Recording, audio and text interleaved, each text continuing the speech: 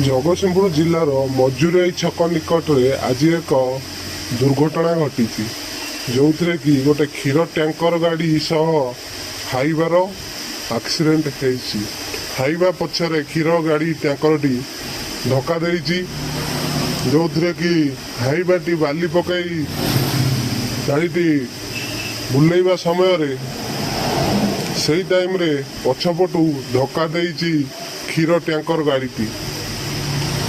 जो चोरा चालाण बाली यही सब असुविधा हो जहाँफल कि प्रशासन आउपर किसी कार्यानुष्ठान करूना मदुआ ड्राइवर भाव बढ़ुची आ फल जन समाज रे केते क्षति होउची आपण देखिपे। आज आम आसी पहुँच जाइचु जगतसिंहपुर जिलार मजुरई छक निकट रे देखिपे गोटे क्षीर टैंकर कौ भाया एक्सीडेंट होती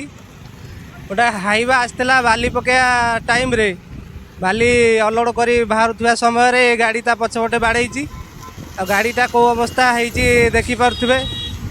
बर्तमान बाली चालाण जोगुरु केते असुविधा होउची लोक मानकर एटा सरकार बुझी पारुना तेणुक आपण मैंने देखु ये जो परिस्थिति होती बर्तमान जदि क्या जीवन जाता ये दायी किए रहिबो सरकार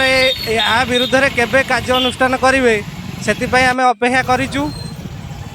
ये जो गाड़ी अवस्था होती ए ड्राइवर हेल्पर थिले से दी जन बंची जाइछंती से मेडिकल बर्तमान अच्छा